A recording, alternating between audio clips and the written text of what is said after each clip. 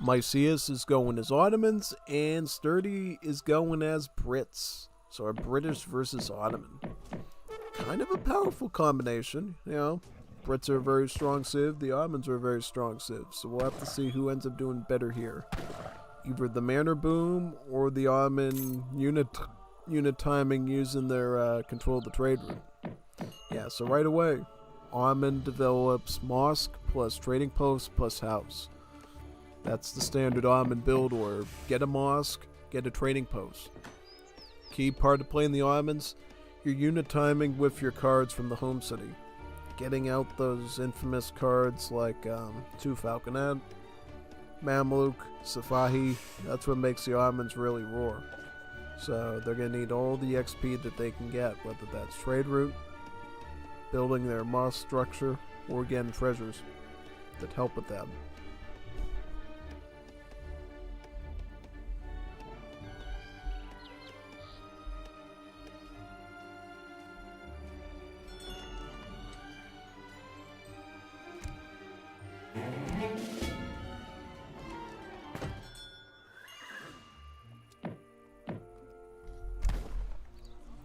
Standard land. So this is kind of an interesting one because it gives the Ottoman player a number of options. They could stake it out in H2. They could fast fortress, or they could fast industrial. They got a lot of options here, namely because they got both Royal Decree and the mosque construction card, which is over here.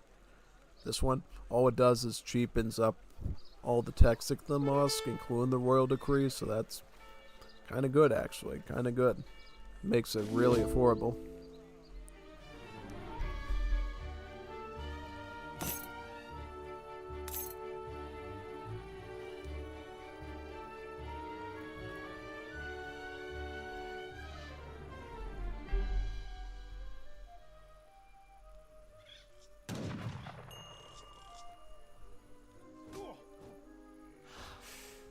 And we'll have to check out what the British deck is as well, see if there's anything deviant on their end. Looks pretty normal to me. Red Musketeer, Longbow, resource crates, upgrades. Looks pretty standard to me. So we'll see if the Brit can beat the Ottomans here and vice versa. So Brits will age up with the Governor, right? Yep, the Governor. Gives you about 200 gold and a tower. Sets you up quite well, typically.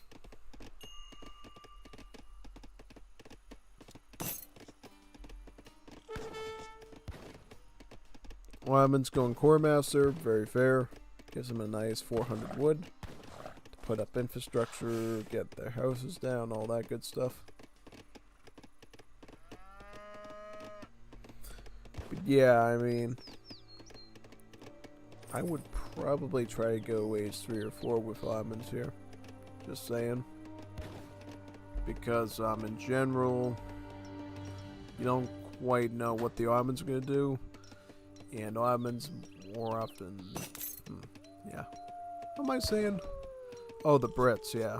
Talk about the Brits, right? Yeah. The Ottomans should do a fast industrial against the Brits, maybe, or a fast fortress. Yeah, well, you have to be careful with that, mainly because the British can get a big mass of muskets on your doorstep if you're not cautious. But it does look like, we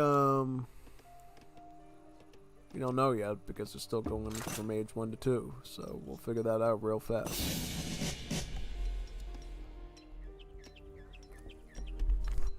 Good market timing for the British there, already ready to get steel traps. Or is that? No, that's the Ottomans. What are the British doing? Do the British have a market? Yep, they do, but they haven't gotten steel traps yet, it looks like.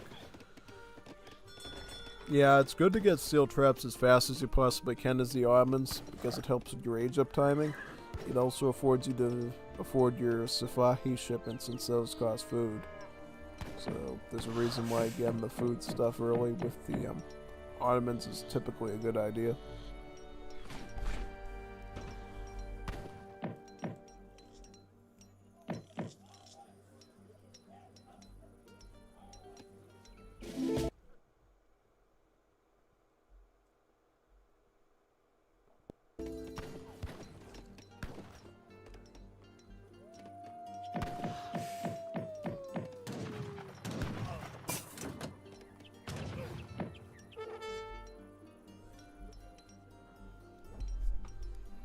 as Brits usually do in a 1v1, they develop some muskets out of a forward barracks with the supporting outposts that they got from the Governorate up to protect that barracks a bit. Whereas Ottoman getting in barracks, so they will defend the Janissary, it looks like. Yeah, I guess they don't want to risk the fast fortress just because they know the Brits going to come swinging right out of the gate with their musketeer timing. Yeah, big time. And Phil's forced to retreat. Use the town sire fire to try to take out one or two of these muskets at least.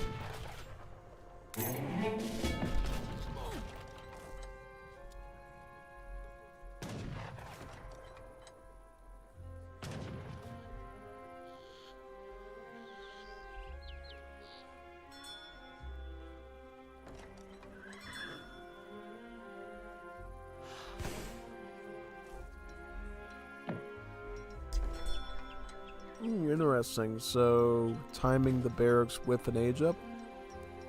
The marksman. So, gonna have a establishment of some janissaries already, and a supporting mass of about 4 abyss gunners from that age up. Will be pretty good for deterring musketeer pressure, I would say, especially those abyss gunners. But we'll see. We'll see. We'll also find out Brits end up getting double barracks and all to solidify their pressure.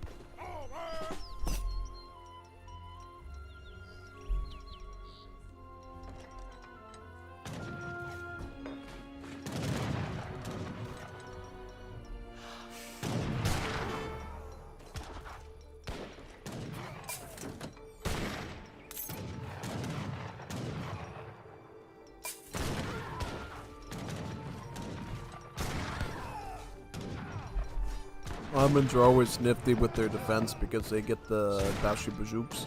And the Bashi Bajouks, unlike other emergency troops, actually get a multiplier against heavy infantry.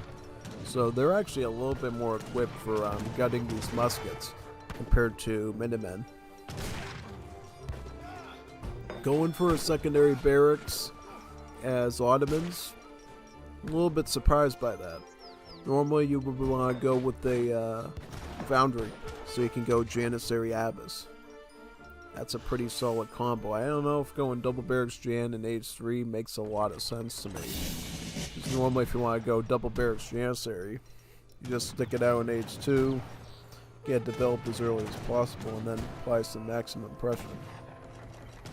Here it seems like they're sort of going the mix between a double barracks Janissary and a fast fortress, which seems a bit strange on paper.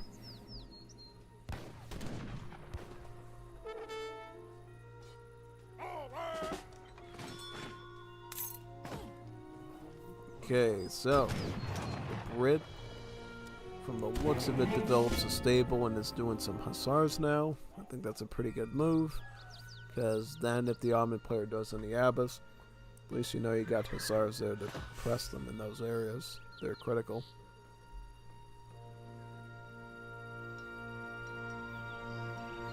Alright, so it looks like the Brit is now queuing up 2 hussar musketeer.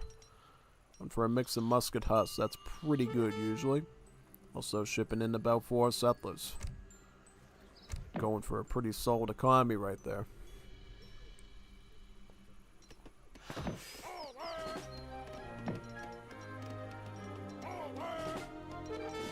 Commandment.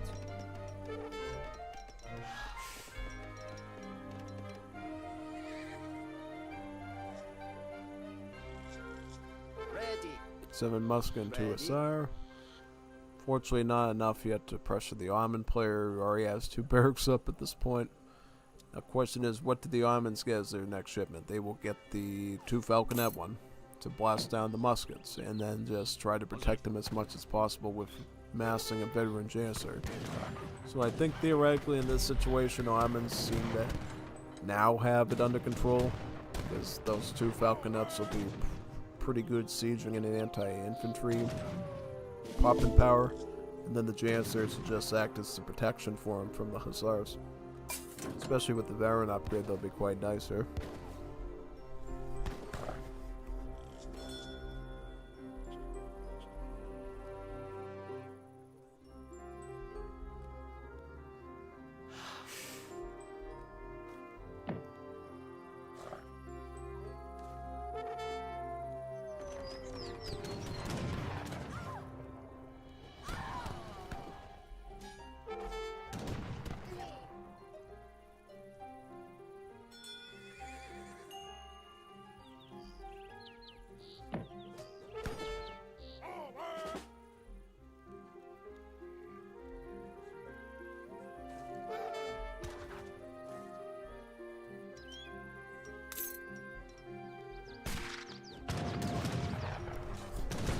Jan's pushing on their own, it looks like.